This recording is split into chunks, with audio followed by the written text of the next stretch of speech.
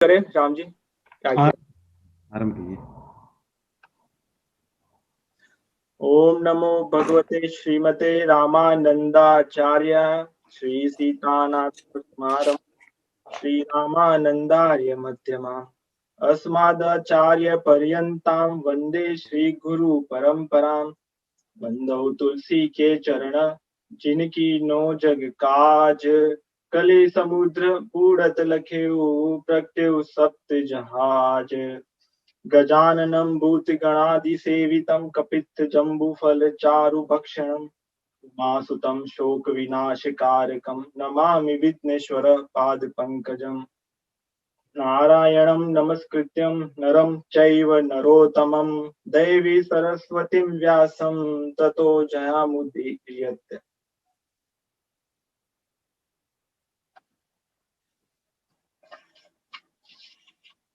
राम राम सभी को।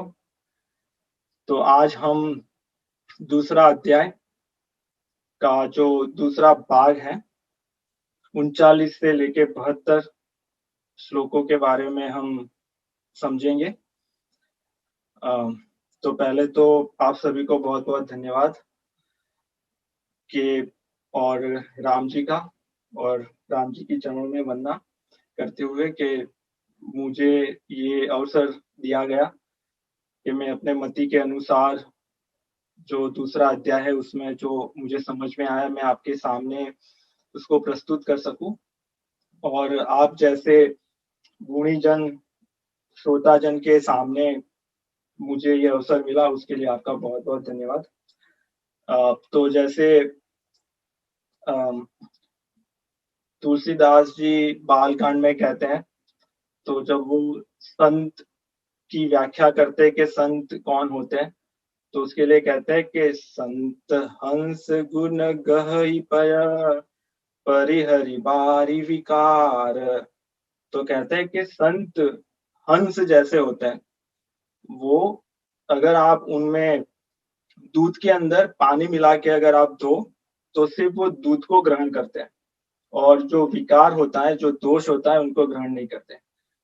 तो आप सब जो हो श्रोताजन वो हंस के समान हो, तो मैं इसी चीज के लिए मैं आश्वस्त हूँ, निश्चिंत हूँ कि अगर कोई क्षति हो जाए तो आप सिर्फ जो गुण है उसी को ही ग्रहण करोगे और बाकी का जो दोष है उसको आप रहने दोगे। तो इसी के साथ हम शुरू करते हैं। तो हमने पिछली बार देखा जो हमारे सौरभ भाई है उन्होंने बहुत प्रेम से, बहुत वात्सल्य से, जैसे कोई माँ होती है अपने बच्चों को सिखाती है वर्णमाला, वैसे उन्होंने हमें जो अध्याय दूसरे का जो आधार है, तो मुझे तो ऐसे लगता है कि श्रीमद् भगवत गीता हमारे जीवन का आधार है और रामायण भी हमारे जीवन का आधार है। पर श्रीमद् भगवत गीता का जो बेस कह सके या आधार कह सके वो अध्याय दूसरा है। और अध्याय दूसरे में भी जो सौरभ भाई ने हमें बताया तत्व ज्ञान की बातें, जो देह क्या होता है, देही क्या होता है, हम आत्मा है, हम शरीर नहीं है। तो वो जैसे हम कहते हैं कि क ख ग, तो जो छोटे बच्चे होते हैं उनके लिए क ख ग सबसे कठिन होता है। पर एक बार अगर उनको वो आ जाए तो उसके बाद फिर वो शब्द बना सकते हैं, वाक्य बना सकते हैं। तो मुझे लगता है कि अध्याय जो दूसरा है वो क ख ग है। तो हम उसी को लेके आगे बढ़ेंगे। तो जैसे उत्तरकांड में तुलसीदास जी कहते हैं, प्रश्न पूछते हैं, बिनु विज्ञान की समता आवई। तो वहां पे वो समता की बात करते हैं और कहते हैं कि विज्ञान के बिना क्या समता आ सकती है, वो प्रश्न पूछते हैं। तो यहाँ पे विज्ञान का अर्थ है तत्वज्ञान, जो भगवान अर्जुन को दूसरे अध्याय में बता रहे हैं। तो उसके बिना समता नहीं आ सकती। और जैसे सौरभ भाई ने हमें पिछली बार बताया, समता की व्याख्या की कि हम समता को कैसे समझे, समता क्या है। अगर एक वाक्य में समता को समझना है तो अनुकूल प्रतिकूल परिस्थिति में भी जो व्यक्ति विचलित नहीं होता, जो अपनी मर्यादा को छोड़ता नहीं है, उसी को समता कह सकते हैं। तो कहते हैं कि तत्व ज्ञान से, विज्ञान से समता का आरंभ हो जाता है। तो उसी को लेके भगवान 40वें श्लोक में कहते हैं कि जब समता का आरंभ हो जाता है, उसी का फिर फल क्या होता है। तो समता के बारे में कहते हैं कि नेहा विक्रम नास्तोस्ति।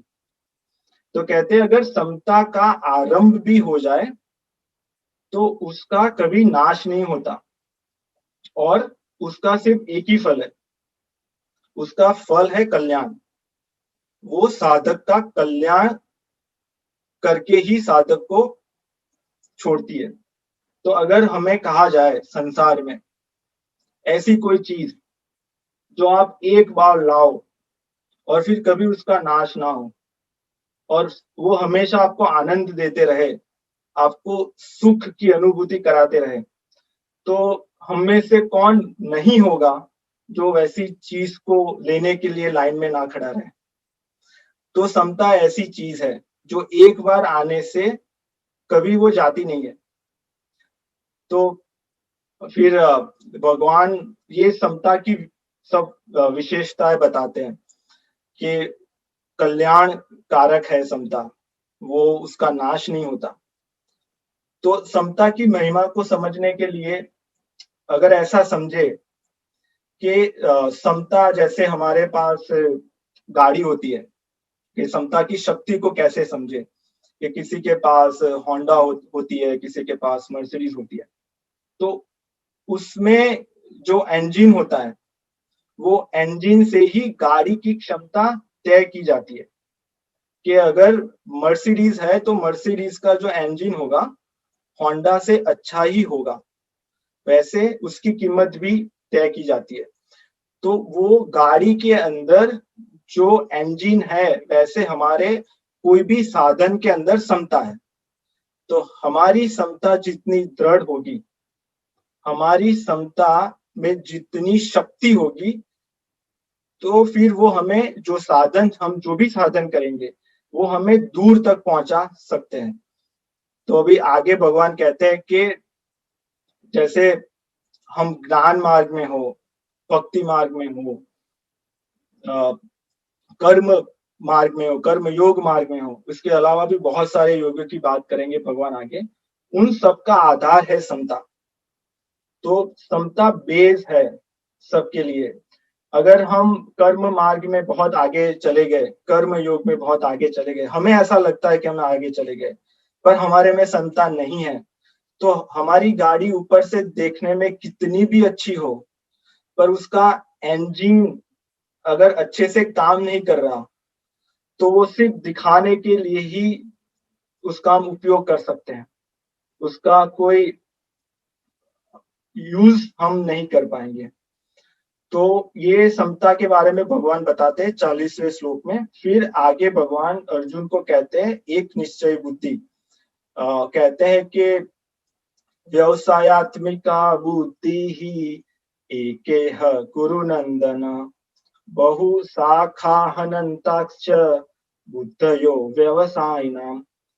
तो पहले बताते हैं कि समता का आरंभ हो गया, तो थोड़ी समता आ गई। किससे आई? तत्व ज्ञान से आई। पता चल गया कि हम आत्मा है, शरीर नहीं है, उससे समता का आरंभ हो गया। अभी समता को प्राप्त कैसे करें, समता को बढ़ाए कैसे, समता को जीवन में लाए कैसे, इसके लिए भगवान आगे के श्लोक में कहते हैं कि जिसकी बुद्धि एक निश्चयी होती है, उसी की बुद्धि व्यवसायी हो सकती है। तो अभी हमारे साधकों के लिए, कि जो साधक होते हैं उनकी बुद्धि एक निश्चय होनी चाहिए। अभी वो निश्चय किसका हो? जैसे अर्जुन ने अपना निश्चय बता दिया पहले कि मुझे आप केशव ऐसी बात बताओ, भगवान मुझे आप ऐसी बात बताओ जिससे मेरा कल्याण हो। तो अर्जुन की बुद्धि निश्चय कर रही है कि उनका निश्चय है मुझे कल्याण चाहिए। तो इसीलिए मुझे लगता है कि भगवान इनको इस श्लोक में विस्तार से बता रहे हैं कि बुद्धि कैसी होनी चाहिए, व्यवसायी होनी चाहिए। और जो संसारी होते हैं उनकी बुद्धि व्यवसायी नहीं होती, उनकी बुद्धि अव्यवसायी होती है। अभी व्यवसायी बुद्धि से जो साधक होता है वो व्यवस्थित बनता है, जिसको हम इंग्लिश में कर सकते हैं ऑर्गेनाइज। तो वो ऑर्गेनाइज रहता है। किस चीज के लिए ऑर्गेनाइज रहता है? उसकी बुद्धि ने जो निश्चय किया है उसके लिए। और जो अव्यवसायी होता है वो संसारी होता है और वो ऑर्गेनाइज नहीं होता। वो यहाँ भी भागता है, वहां भी भागता है, सब जगह पे उसको जहां पे भी हवा मिले, जैसे पतंग होती है, उसको जिस दिशा में हवा ले जाए उस दिशा में हो जाता है। तो इसको अगर हमें समझना है तो जैसे कोई व्यक्ति है भारत में, तो जैसे अवध धाम में भगवान का भव्य मंदिर बन रहा है, तो उनको इच्छा हुई कि हम यात्रा पे जाते हैं और दर्शन करके आते हैं जब बन जाने के बाद। तो उनका निश्चय हो गया कि मुझे वहां पे जाके भगवान के दर्शन करने हैं, मंदिर में जाके अवध धाम में कुछ दिन रहना है। तो उसके लिए वो ट्रेन में जाएंगे। जैसे ज्यादातर भारत में ट्रेन में ही लोग अपनी यात्रा करते हैं, तो वो ट्रेन में जाएंगे। तो ट्रेन में जाने के लिए उनको कुछ कर्तव्य कर्म करने पड़ेंगे, जैसे टिकट लेंगे तो वो उनका कर्तव्य कर्म होगा। तो भगवान आगे कहेंगे कि एक निश्चय बुद्धि, व्यवसायत्मिका बुद्धि से समता आएगी, पर समता को लेके तुम्हें क्या करना है? समता को लेके हमें कर्तव्य कर्म करने हैं। तो वो टिकट लेंगे, जो ट्रेन आएगी उसकी प्रतीक्षा भी करेंगे। ऐसा भी हो सकता है कि ट्रेन थोड़ा डिले हो जाए, उनको वेट करना पड़े, तो वो उनके लिए प्रतिकूल परिस्थिति है। तो वो ऐसा नहीं सोचेंगे कि अगर ट्रेन लेट आ रही है तो अभी मैं नहीं जाता, मैं घर पे चला जाऊंगा या जो भी ट्रेन है उसमें बैठ जाता हूँ। उनका उनका निश्चय कोई भी ट्रेन में बैठने का नहीं है। उनका निश्चय है ये मुझे वैसी ही ट्रेन में बैठना है जो मुझे भगवान के दर्शन कराए। हो सकता है कि ट्रेन में बैठने के बाद भी उनको प्रतिकूलता मिले, जैसे भारत में यहाँ पे भी होता है कि आप जो आपका जो आसन मिला है वो व्यवस्थित नहीं है, वो इतना कंफर्टेबल नहीं है। फिर जैसे खाना जो दे रहे हैं वो अच्छा नहीं है। ऐसी बहुत सारी प्रतिकूलता आ सकते हैं। तो उसमें वो व्यक्ति ऐसा नहीं करेगा कि नहीं, जहां पे मुझे अच्छा खाना मिले उसी ट्रेन में मैं बैठूंगा, चाहे वो उल्टी दिशा में जा रही हो। तो ये एक निश्चयी बुद्धि की क्षमता है, ये एक निश्चय बुद्धि की शक्ति है। और ये साधक के लिए बहुत ही महत्वपूर्ण है कि हमारी बुद्धि में एक निश्चय हो। जैसे यहाँ पे आगे ऐसे भी समझ सकते हैं कि जो असत चीज होती है, जैसे मुझे गाड़ी लेनी है तो मैं निश्चय करूंगा कि मुझे गाड़ी लेनी है, गाड़ी मिल गई तो मेरा निश्चय भी खत्म हो गया। असत चीजों का जो निश्चय होता है वो भी नाशवंत होता है और उससे जो चीजें मिलती है वो भी नाशवंत होती है। तो यहाँ पे भगवान कह रहे हैं कि बुद्धि को ऐसे बनाओ जिसका निश्चय हो कल्याण, खुद का कल्याण, स्वयं का कल्याण। तो अभी भगवान आगे बताते कि अभी एक निश्चयी बुद्धि से तुम्हारे में समता आएगी, तुम सहन करोगे। जैसे सौरभ भाई ने बताया पहले, और भगवान कहते हैं मात्रा स्पर्शे तू कौनते, ये जो अनुकूलता आएगी, प्रतिकूलता आएगी, उसको हम इतना महत्व नहीं देंगे, उसको सहन करेंगे। क्यों? क्योंकि हमें हमारे गंतव्य स्थान तक पहुंचना है। हमारा महत्व वो है, नहीं कि हमारी यात्रा कैसी रहे, उसमें अच्छा खाना ही मिल जाए, साथी अच्छे मिले। हो सकता है कि हमारे जो डब्बे में बैठे हो उसके साथी इतने अच्छे ना भी हो सकता है, पर हमें उस सब पे ध्यान नहीं देना। तो उसको लेके भगवान कहते हैं अभी तुम अपना कर्तव्य कर्म करो। उसके लिए 47वें श्लोक में कहते हैं कर्मण्येवाधिकारस्ते मा फलेषु कदाचन मा कर्म फल हेतुर्भु मा ते संगोस्त्व कर्म। तो भगवान यहाँ पे चार चीजें कहते हैं। पहली, कर्म करने में ही तेरा अधिकार है, फल में कभी तेरा अधिकार नहीं है। तो कर्म का जो विधान है उसमें ही जीव की स्वतंत्रता है। फल का विधान भगवान के पास है। फिर कहते हैं कि तू कर्म फल का हेतु भी ना बन और कर्म ना करने में भी तेरी आसक्ति ना हो। तो इस चार चीजों को हम समझेंगे कि जैसे जो मनुष्य योनि होती है, जैसे हम सब, वो ही कर्म योनि है। उसके अलावा जितनी भी सारी योनियां हैं वो भोग योनि है, जिसके और वो प्रारब्ध के अनुसार अगर अच्छे रहे होंगे तो अच्छे भोग भोगेंगे, स्वर्ग आदि लोकों में जाएंगे। अगर अच्छे नहीं रहे कर्म तो नरक योनि में जाएंगे, और वैसे वहां पे भी भोगना पड़ेगा। पर जो मनुष्य योनि है उसी में कर्म का विधान है। तो यहाँ पे जैसे राम जी ने पिछली बार बताया कि प्रारब्ध से परिस्थितियां मिलती है, प्रारब्ध से व्यक्ति मिलते हैं, और प्रारब्ध से कर्म भी हमें करने का, कर्तव्य करने का अवसर मिलता है। पर हमारे पास दूसरा होता है पुरुषार्थ। तो प्रारब्ध हमारे हाथ में नहीं होता, पर पुरुषार्थ हमारे हाथ में होता है, और उसी पुरुषार्थ को लेके हम कर्म करने में हमारी स्वतंत्रता है। तो उसके फल की भी हमें आशा नहीं रखनी चाहिए। कि जैसे अगर इसमें इसको समझे कि कोई शिक्षक होते हैं, बच्चों को पढ़ाते हैं वो, तो जैसे वो शिक्षक बने, हो सकता है कि अपने प्रारब्ध के अनुसार बने। कि जैसे राम जी ने बताया कि हमारे जो संस्कार होते हैं वो हमें स्फूर्णा देते हैं। कि हो सकते है कि वो व्यक्ति पढ़ने में बहुत तेजस्वी हो सकता था कि वो डॉक्टर भी बन सके अपने मेरिट के हिसाब से, पर हो सकता है कि उनको स्फूर्णा हुई और वो शिक्षक ही बने, तो वो अपने प्रारब्ध के अनुसार शिक्षक बने।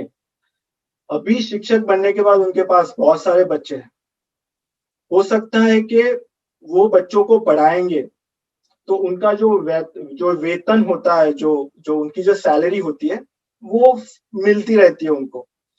पर शिक्षक का दूसरा जैसे गुरु है, तो अगर उनको मान नहीं मिला, सम्मान नहीं मिला, उन्होंने देखा कि मैंने एक साल में इतने बच्चों को शिक्षा दी, मुझे तो कोई पूछता नहीं है, मुझे तो कोई सम्मान नहीं करता, वो उनके हाथ में नहीं है। वो फल का विधान भगवान ने अपने हाथ में रखा है। तो उसकी हमें आशा भी नहीं करनी चाहिए, क्योंकि वो आशा करने से हम और बंधते जाएंगे, हमारा नया प्रारब्ध बनता जाएगा, और फिर उसको चुकाने के लिए जन्म मरण के चक्कर में घूमते रहेंगे। तो फल में हमारा अधिकार नहीं है, सिर्फ कर्म करने में ही हमारी स्वतंत्रता है। फिर आगे कहते हैं कि तू कर्म फल का हेतु भी मत बन। कि ऐसे उसमें हो सकता है कि कुछ बच्चे ऐसे हो जो जिनके घरों की आर्थिक परिस्थिति अच्छी ना हो, वो गरीब घर से आते हो धन के हिसाब से, पर ये जो शिक्षक थे उन्होंने बहुत मेहनत करके उनको पढ़ाया, एक्स्ट्रा समय में भी ट्यूशन कर करके उनको पढ़ाया, और हो सकता है कि वो जो बच्चे थे वो आगे जाके बहुत बड़े मनुष्य बने, समाज में उन्होंने नाम कमाया। तो यहाँ पे कहते हैं कि तुम्हारे वजह से, वो शिक्षक की वजह से ये बच्चे बड़े मनुष्य बने, उसका भी तुम हेतु मत बनो। क्योंकि वो शिक्षक को नहीं पता कि वो बच्चे अपने प्रारब्ध के हिसाब से भी, वो जो बने समाज में उन्होंने जो नाम कमाया वो उसके हिसाब से भी हो सकता है। तो हम वो माध्यम भी ना बने, माध्यम भी हमें अपने आप को ना समझे कि मेरी वजह से इनका ये हुआ, मेरी वजह से इनका वो हुआ। और कहते हैं आगे कि कर्म ना करने में भी तेरी आसक्ति ना हो सकता है कि कुछ बच्चे जो उनके वर्ग में हो वो मेहनत ना करते हो सकता है कि शिक्षक को जो परिणाम की अपेक्षा हो उनसे वो भी ना मिलता हो। तो ऐसा ना हो कि चलो मेरी जॉब तो चल रही है, अभी इनको मैं कम पढ़ाऊंगा या नहीं पढ़ाऊंगा, तो ऐसे भी वो पढ़ते नहीं है, ऐसा मन में आ सकता है। हमें भी, हमारे हम जो जॉब करते हैं उसमें भी कभी कभी आता है। तो कहता है कि वैसा भी ना हो, कर्म ना करने में भी तेरी आसक्ति ना हो। तो ये चार चीजें यहाँ पे भगवान कहते हैं, और ये हम तभी कर पाएंगे जब हमारे में समता होगी। तो समता ये हमारा, ऐसे अब समझो कि एक शस्त्र है, हथियार है, एक टूल है, उसी का उपयोग करके हम अपना कर्तव्य कर्म कर पाएंगे। और कर्तव्य कर्म करते हुए हम जो कर्म है, जो फल है, उसमें नहीं बंधेंगे, क्योंकि वही हमारा उद्देश्य होना चाहिए। ऐसा नहीं हम कर्म करते करते रहे, फल की आशा रखते रहे, फल मिलते रहे, वो तो चक्कर चलता ही जाएगा। इसीलिए भगवान आगे भी कहेंगे कि ये तो पुनरावर्तित है, ये जन्म मरण जो है वो पुनरावर्तित है। फिर आगे कहते हैं भगवान कि जो समता है, ये जो कर्म करोगे समता को लेके, कर्तव्य कर्म करेंगे, तो उसमें जो समता है वही योग है। और इसी को भगवान कहते हैं कि कर्मों में योग ही कुशलता है। हम जो कुछ कर्म करते हैं तो हमें लगता है कि हाँ, हम इसमें हम कुशल है। जैसे किसी को प्रोग्रामिंग आता हो, किसी को ये आता हो, किसी को वो आता हो, तो हमें लगता है यही कुशलता है। तो भगवान कह रहे कि वो कुशलता नहीं है। कर्म करते करते जो समता है, जो अनुकूल प्रतिकूल परिस्थिति में भी जो सम रहता है, वो ही कुशलता है। वो जो योग है वो ही कुशलता है, कर्म कुशल नहीं है। तो जैसे अगर इसको अगर ऐसे समझे, तो जैसे दही होता है, दही को हम मथते हैं, बहुत मथते हैं, और उसमें से जो मक्खन निकलता है बहुत मेहनत करने के बाद, तो जो वो मक्खन है वो ही उसका कौशल्य है। जो दही था उसमें से जो मक्खन निकला वही योग है। और जो दूसरी चीजें हैं उस पे हमारा ध्यान उतना नहीं जाना चाहिए। हमारा ध्यान कर्मों में जो योग है उसी को धारण करने का हमारी दृष्टि होनी चाहिए। फिर आगे कहते हैं कि जो सम अभी जो जिसके पास समता है, जो सम है व्यक्ति, जो अनुकूल प्रतिकूल परिस्थिति में विचलित नहीं होता, जो राग और द्वेष से ना खुश होता है ना क्रोधित होता है, उसी को ही समबुद्धि कहते हैं, क्योंकि उसकी बुद्धि स्थिर है।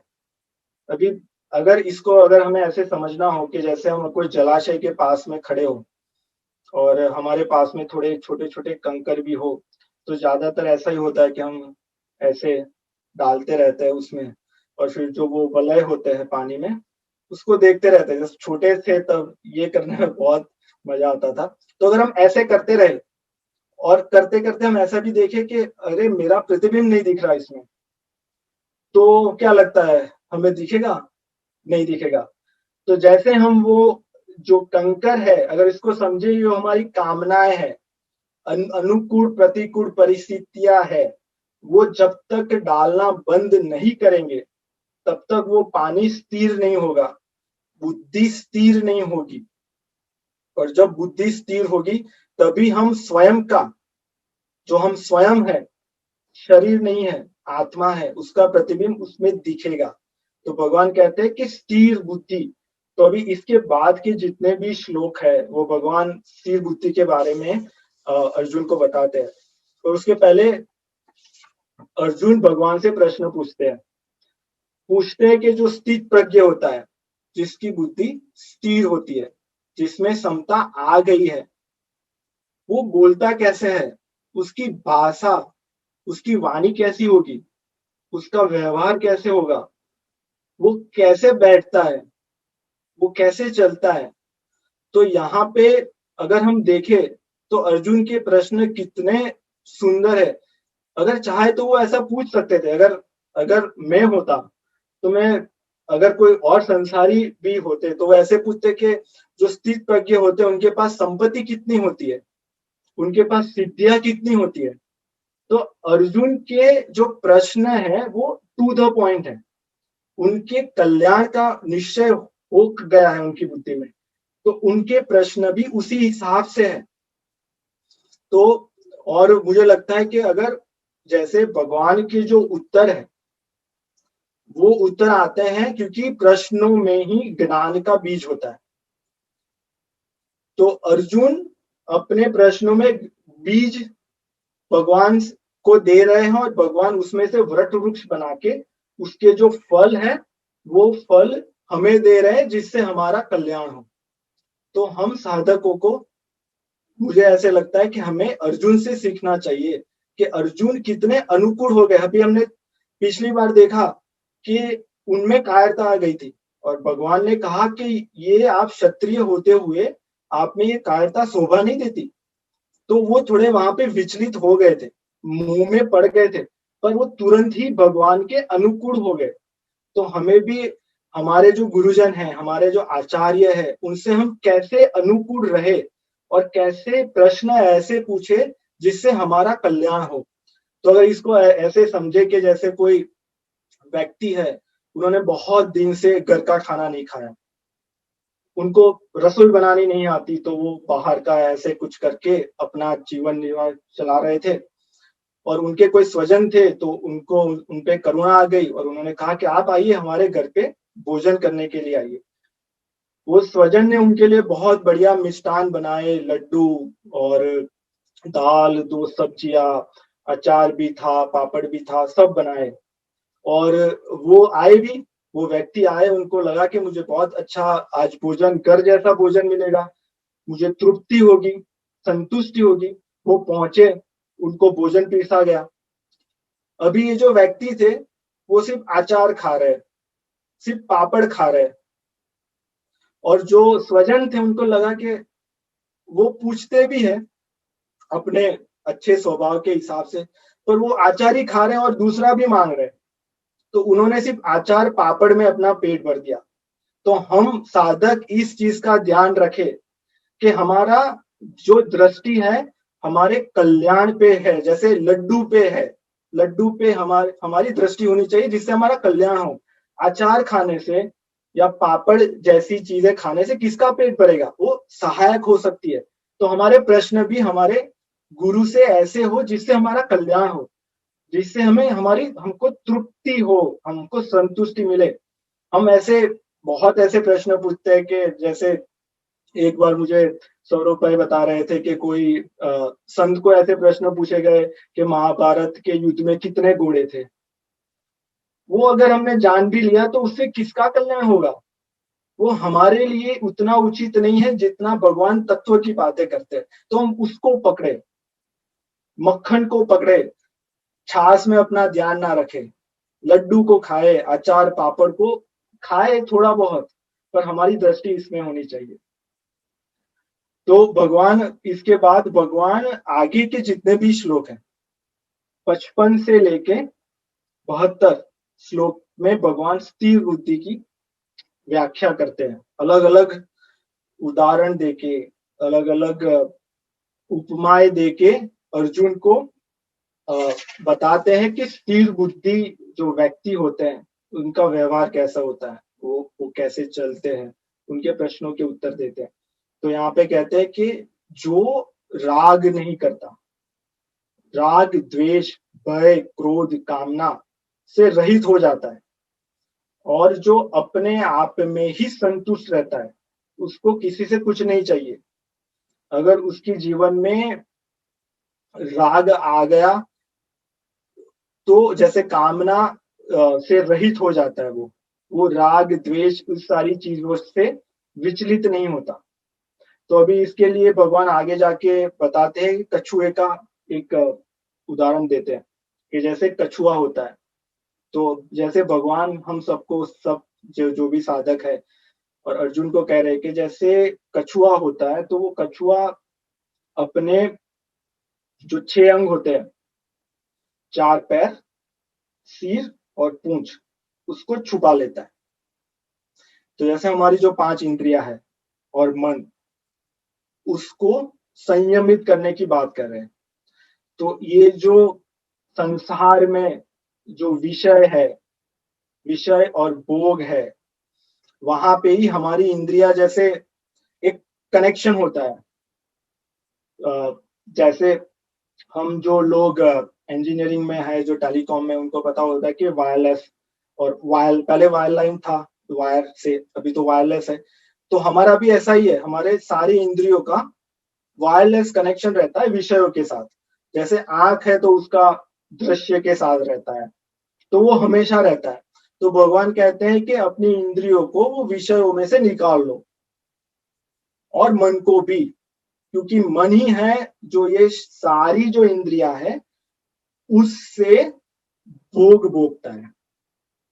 तो उन सबको संयमित करके तुम बैठो, और फिर आगे कहते हैं कि बैठो, और उस पे अगर हमें ऐसा ना हो कि ये हमारे बल से हो रहा है, इसलिए भगवान आगे कहते हैं 52 में 53वें श्लोक में कहते हैं कि मेरे परायण होके बैठो, अपने बल पे मत बैठो। क्योंकि हो सकता है कि अगर अपने बल पे बैठो तो अगर आपकी एक भी इंद्रिया, जैसे यहाँ पे उदाहरण देते हैं कि अगर समुद्र है और वहां पे एक नौका बिचारी जा रही है, तो हो सकता है कि वहां पे जो जो पवन आ रहा है, जो वायु आ रहा है, उससे वो यहाँ जाएगी वहां जाएगी और फिर डूब जाएगी। तो अपनी इंद्रियों को ऐसे मत छोड़ो, और वो किसी के आधार पे मत छोड़ो, वो मेरे परायण रख के आप बैठो। तो यहाँ पे लगता है कि दूसरे अध्याय में ही भगवान भक्ति योग की भी बात कर लेते हैं, कर्म योग की भी बात की उन्होंने, ज्ञान योग के बारे में बताया।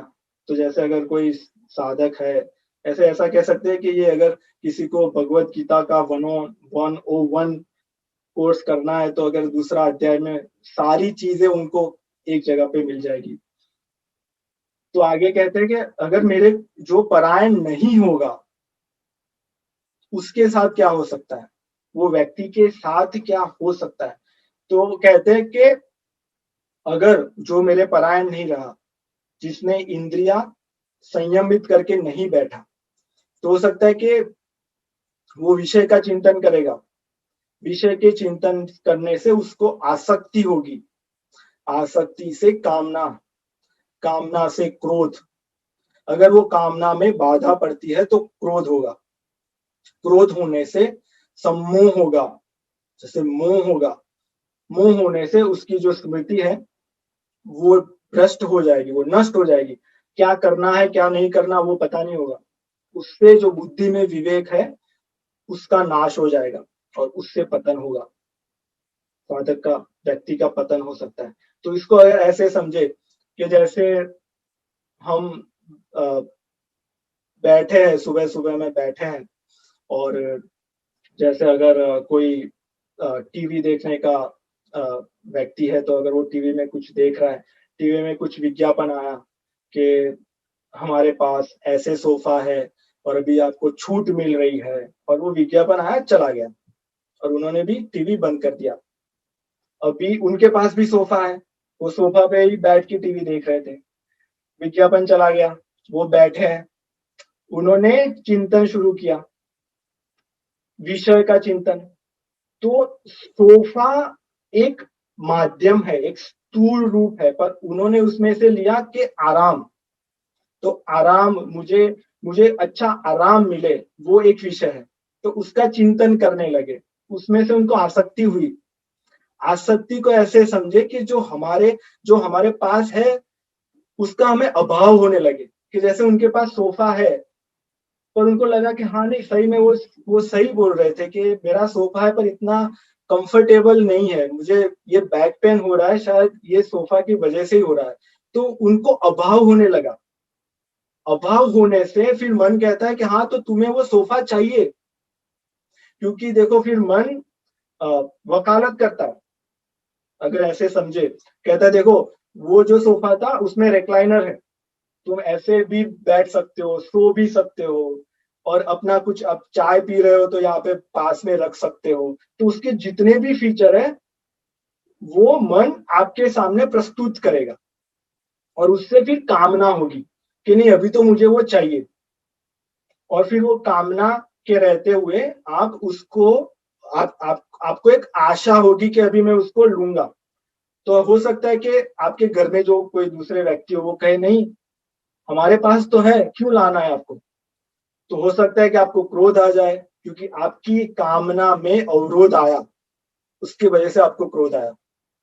हो सकता है एक जैसे क्रोध आया तो आपको पता नहीं चला, आपको एक सम्मोह हो गया कि मेरी कामना है तो पूरी होनी चाहिए, तो फिर आपने देखा नहीं कि सामने जो व्यक्ति है वो हो सकता है आप आपसे बड़े हो, आप आपके सम्मान के जैसे आपके वडील हो या आपके पिताजी हो या माताजी हो, तो वो आपकी स्मृति भ्रष्ट हो गई और फिर उससे जो विवेक नहीं रहा और हो सकता है कि आपने उनको कुछ जो नहीं कहना चाहिए था वो कह दिया और उससे फिर आपका पतन होगा। तो ये पूरी साइकिल है, ये चक्र है जो हमें मोह-जाल में फँसाने के लिए। और अभी ऐसे कलयुग में तो कहीं पे भी जाते हैं, टीवी की भी ज़रूरत नहीं है। जैसे आपने व्हाट्सएप ले लिया, फेसबुक ले लिया, तो ऐसे तो हज़ारों आते रहते हैं जो हमें सामने से कहते हैं कि ये विषय है, इसका आप चिंतन करो। तो अगर हमारी इंद्रियाँ संयमित नहीं है, अगर हम भगवान के परायण नहीं बैठे, अगर हमारी बुद्धि स्थिर नहीं है, तो हम चिंतन करते रहेंगे, आसक्ति आती रहेगी, कामना बढ़ती रहेगी।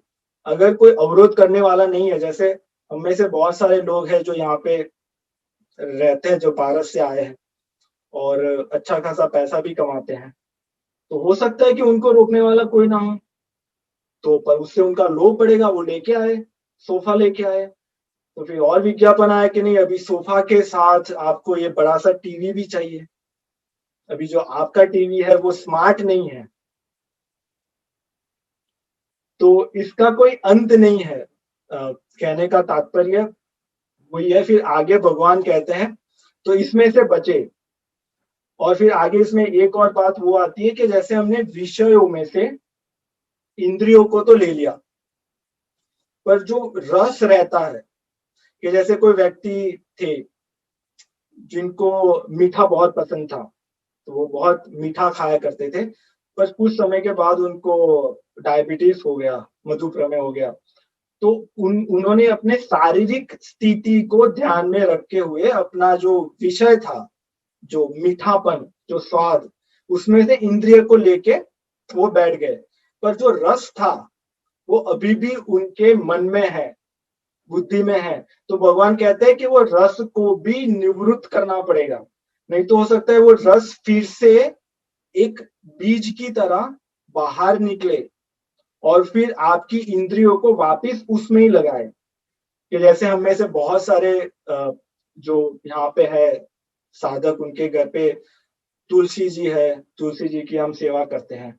तो जैसे तुलसी जी पे यहाँ पे जो हमारा जो तापमान है अमेरिका में, वो थोड़े उनके पत्तों पे फंगस जैसा हो जाता है। तो ऐसा जब होता है तो हम पत्तों में से वो थोड़े पत्ते हम निकाल लेते हैं। पर जो मिट्टी होती है, उसमें तो वो फंगस रहता है। तो वो रस वैसा है, वो उसमें रहेगा। जब तक हम मिट्टी को बदलते नहीं, तब तक हो सकता है कि उसमें से फंगस निकल के फिर से वो पत्तों में आए। तो वो जो रस है, उसको निवृत्त करना पड़ेगा। जैसे हम फंगस को निवृत्त करने के लिए मिट्टी बदलते हैं। तो भगवान कहते हैं यहाँ पे रस को निवृत्त करने के लिए आप मेरे परायण होके बैठो, तो उससे आपका रस निवृत्त होगा। फिर आगे भगवान कहते हैं कि ये जो श्लोक है, या निशा सर्वभूतानां तस्यां जागृति संयमी, अस्यां जागृति भूतानि सा निशा पश्यतो मुने। तो यहाँ पे भगवान कहते हैं, मुनि की बात करते हैं या फिर मनीषी की बात करते हैं, तो जिनका मन और जिनकी इंद्रियां संयमित है, तो उनके एक लक्षण बताते हैं। तो वो क्या करते हैं, तो कहते हैं कि जो सर्वभूतानी, तो जितने भी प्राणी हैं, जितने भी और मनुष्य हैं, उनकी जब रात होती है, तो यहाँ पे ऐसे समझे कि उस समय में ये लोग जब भोग भोगते हैं, अपने विषयों में राग करते हैं, द्वेष करते हैं, तो यहाँ पे इसलिए ऐसे लग सकता है कि भगवान ने भूता नाम शब्द का प्रयोग किया, जिसमें प्राणी भी आ जाते हैं और मनुष्य भी। तो जैसे जो प्राणी होते हैं, वो अपने खाने पीने में, अपने अपने अपने आप की रक्षा करने में, उसमें ही लगे रहते हैं। तो हो सकता है कि भगवान ने उसके साथ ये उपमा की। तो उस समय पे जब दूसरे मनुष्य भोगों में लगे रहते हैं, तब जो संयमी मनुष्य होता है वो जागता है। किस लिए जागता है? अपना कल्याण करने के लिए जागता है। स्वाध्याय करता है, वो अभ्यास करता है, अपने साधन में लगा रहता है। तो ये एक लक्षण है। तो भगवान जैसे अर्जुन को बता रहे हैं कि इससे तुम्हें पता चलेगा कि तुम्हें क्या करना है। इससे तुम्हें पता चलेगा कि तुम कैसे जानो अपने आप को और दूसरों को कि साधक कौन है और संसारी कौन है। और फिर आगे कहते हैं कि जब ये जो दूसरे जो प्राणी है और मनुष्य है, जब वो सोते हैं, तो जब वो जागते हैं, तब मतलब जो वो अपना जब कर्म करते हैं, तब इनको जो मुनि होता है उनसे उनको कुछ लेना देना नहीं होता, वो उससे निर्लिप्त होते हैं। वो उससे इन्फ्लुएंस नहीं होते, वो उनके प्रभाव में नहीं आते। और फिर आगे उसके बाद आगे फिर भगवान अर्जुन को जैसे बताते हैं कि जो ये संयमी मनुष्य होता है, तो जो संयमी मनुष्य है, जैसे हमने आगे देखा कि उन्होंने इंद्रियों को संयमित कर लिया, मन को भी संयमित कर लिया, तो उसका अर्थ क्या वो है कि वो फिर भोग नहीं करता? क्या वो खाता नहीं? क्या वो जो दूसरे जो भोग हमें दिख रहे हैं क्या वो करता नहीं? तो उसके लिए भगवान यहाँ पे उपमा देते हैं कि समुद्र की, कि जैसे दूसरे छोटी छोटी नदियां होती है या तालाब होते हैं या जलाशय होता है, तो उनमें जब बहुत बारिश होती है तो वो अपनी मर्यादा छोड़ देते हैं। मर्यादा छोड़ के वो गांव और उनके आसपास की जो भी बस्ती होती है उनको तबाह कर देते हैं। और जो समुद्र होता है उनमें सारी नदियों का जल आके मिलता है, ऊपर से बारिश भी होती रहती है, पर वो अपनी जो मर्यादा है वो नहीं छोड़ता। ऐसे जो मनीषी होते हैं, जो संयमी पुरुष होते हैं, जिनकी बुद्धि सम होती है, वो हमें लगता है कि वो भी भोग भोग रहे हैं, अरे ये भी गाड़ी में जा रहे हैं। जैसे संत होते हैं, वो अगर उनको कहीं प्रवचन करने जाना है तो वो गाड़ी में जाते हैं। वो भी जैसे एरोप्लेन में यात्रा करते हैं, हमारे जैसे खाते पीते हैं, जो खाते हैं जो सात्विक आहार, वो भी करते हैं। उसका मतलब वो नहीं कि वो भोग भोगने के लिए कर रहे हैं, वो अपना जीवन निर्वाह करने के लिए कर रहे हैं। और वो करने से भी उनकी जो मर्यादा है वो वैसी की वैसी बनी रहती है, वो अमर्यादित नहीं हो जाते। जैसे छोटी नदियां, और उनको बहुत सारा भोग मिल गया तो वो पता चल जाता है। जैसे व्यक्तियों का भी ऐसा होता है, जैसे कोई व्यक्ति होते हो और उनके पास इतनी धन संपत्ति ना हो, पर अगर उनको कहीं से लॉटरी लग जाए तो पता चल जाता है कि हाँ, तो उन्होंने अपनी मर्यादा को छोड़ दिया।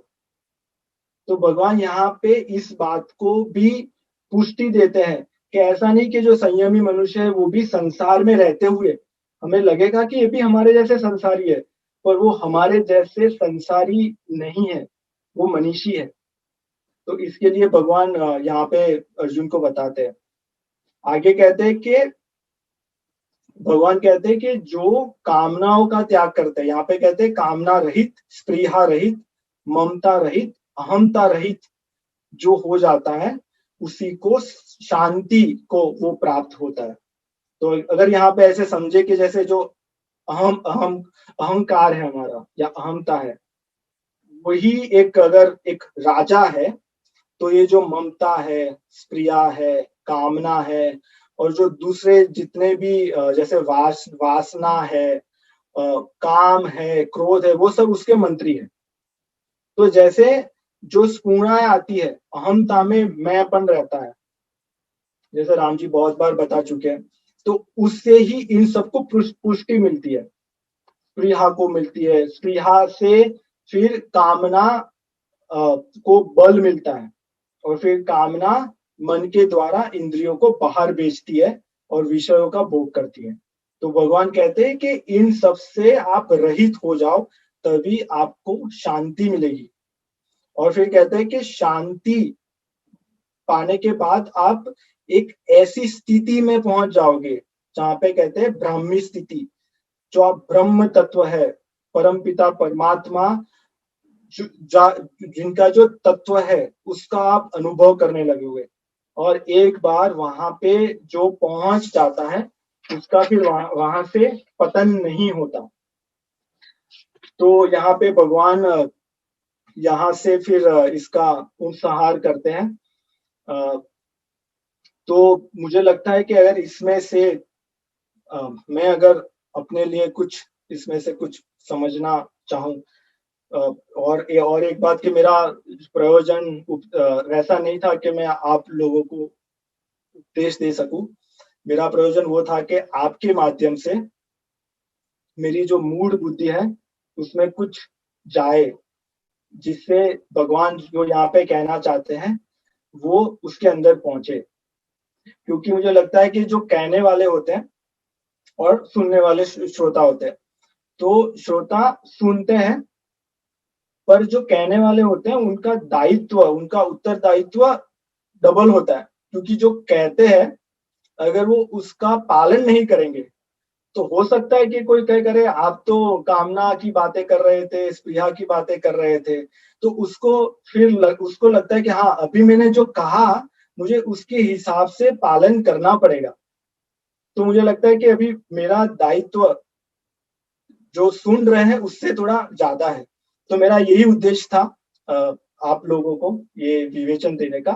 पर अगर एक और मैं बात अगर इसमें कहूँ कि इसमें से जो हमें लेना चाहिए, तो भगवान जो एक निश्चयी बुद्धि की बात करते हैं, व्यवसायत्मिक का बुद्धि की बात करते हैं, तो हमारी बुद्धि में भी हम निश्चय कर ले। किसका निश्चय करें? हमारे कल्याण का, स्वयं के कल्याण का। हमारा कल्याण होगा कैसे? परमात्मा को जानने से, परमात्मा तत्व की प्राप्ति से। उसके उसके अलावा हमारा कल्याण नहीं हो सकता। तो हमारे जितने भी साधन हैं, हम जितने भी जप करें, तप करे, सत्संग करे, व्रत करे, वो सब उसलिए होने चाहिए कि हमें ये जो निश्चय है, हमारी जो बुद्धि ने निश्चय किया है, वो निश्चय हमें बार बार याद आए। इसलिए हम सत्संग में जाते हैं कि वो हमें एक मार्गदर्शन मिलता रहता है कि अगर ना जाए तो फिर हम भटक जाएंगे। तो हमारे अध्यात्म के जितने भी साधन है वो हम उसमें हमको एक रिमाइंडर देता रहे कि आपका निश्चय ये है, इसलिए आप इस मार्ग पे हो। तभी हम सम बनेंगे और जो भगवान ने जितनी चीजें कही वैसी होगी। जैसे हो सकता है कि जैसे कुछ लोग, जैसे अगर एक उदाहरण ले, तो कोई व्यक्ति है वो बहुत अच्छा क्रिकेट खेलते हैं, कोई युवक है वो बहुत अच्छा क्रिकेट खेलते हैं, और जो जो दूसरे युवक है उन्होंने एक निश्चय कर लिया बुद्धि ने कि मुझे क्रिकेटर बनना है, क्रिकेटर बन के मुझे हमारा जो राष्ट्र है उसकी टीम में खेलना है। तो उन्होंने निश्चय कर लिया, तो वो निश्चय के हिसाब से अपना सब कुछ करेंगे। सुबह उठ के उनको जो कसरत करनी है, अपने स्वास्थ्य के संबंधित जो चीजें है वो करेंगे। ऐसे कोच के पास जाएंगे जो उनको सिखाए। उनके जो जो सखा होंगे, जो मित्र होंगे, वो भी वही रहेंगे जो क्रिकेट से जुड़े हो। वो कुछ देखेंगे तो भी क्रिकेट से जुड़ी चीजें ही देखेंगे। कहीं जाएंगे तो उनकी दृष्टि में हमेशा वो चीज रहेगी। पर जो दूसरे व्यक्ति है, अगर वो अच्छा क्रिकेट भी खेले और उन्होंने निश्चय नहीं किया कि उनको क्रिकेटर बनना है कि ऐसा कुछ करना है, तो आज क्रिकेट खेल रहे हैं, बहुत अच्छा क्रिकेट खेलते हैं वो, हो सकता है कि कल वो फुटबॉल खेलने लगे, हो सकता है कि उसके बाद वो टेनिस खेलने लगे। तो उन्होंने ये जो सब किया, उसका उन्होंने एक उद्देश्य में उसको ढाला नहीं, तो ये व्यय हो गया। हो सकता है कि इसका उनको कुछ फल मिल जाए, उससे उनकी जो स्वास्थ्य थी वो अच्छी रहे। तो हम भी इस चीज को याद रखें। हम बहुत सारे व्रत करते हैं, बहुत सारे, बहुत आप में से बहुत सारे लोग जप भी करते हो, भगवान का संकीर्तन करते हो, तो वो सब करे एक निश्चय के लिए। निश्चय हो हमें परमात्मा की प्राप्ति करनी है, हमें हमें भगवान में हमारा प्रेम हो, उस निश्चय से सारी चीजें करें।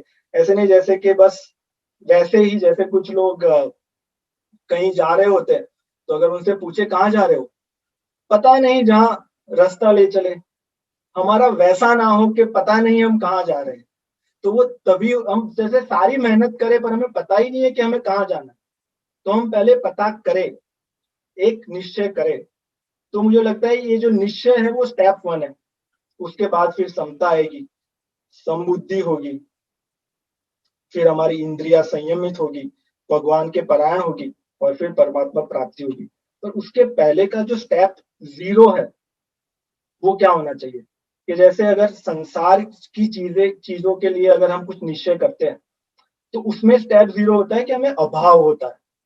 कि जैसे मेरे पास गाड़ी नहीं है तो मुझे लगेगा हाँ मुझे गाड़ी का अभाव है इसलिए मुझे गाड़ी चाहिए, इसलिए मेरी बुद्धि निश्चय करेगी कि मुझे गाड़ी चाहिए ही चाहिए।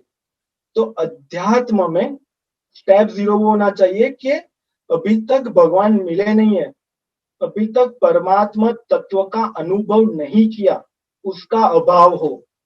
जैसे गोपियों के बारे में कहते हैं कि जब गोपियों को अपने घर वाले भगवान से नहीं मिलने देते थे तो उनमें इतनी व्याकुलता हो जाती थी कि वो अपना शरीर वहां पे ही छोड़ के भगवान के पास चले जाते थे। तो हमारे में भी वैसी व्याकुलता हो, वैसा अभाव हो, तभी हमारी बुद्धि एक निश्चय कर पाएगी। ऐसा ऐसा हमें हमें अपनी परिस्थिति का वैसा ध्यान हो कि हम संसार में फंसे हुए हैं। अगर ध्यान हो के ना हो पर ये तो बात यही है, सत्य तो यही है कि हम संसार में फंसे हुए हैं। तो ज्यादातर लोग उसी बात का स्वीकार नहीं करते कि जैसे कोई व्यक्ति है वो जेल में है, वो जेल मिली उसके प्रारब्ध के अनुसार, उसके कर्मों के अनुसार। जैसे अगर हम संसार को देखें तो एक जेल है और हमें जैसे स्थूल, सूक्ष्म और जो कारण शरीर होता है वो जो कैद खाने हैं, 3 कैद खाने हैं उसमें हम बंधे हुए हैं। पर वो जो जेल में व्यक्ति है उसको पता ही नहीं कि वो जेल में, वो मस्त अपना कर रहा है वहां पे, खाना पीना चल रहा है उसका, खेलना कूदना चल रहा है, कुछ काम काज भी दे देते हैं। जैसे जेलों में होता है कि कुछ सुथारी काम दे देते हैं, जिसको जो आता है वो कर लेते हैं।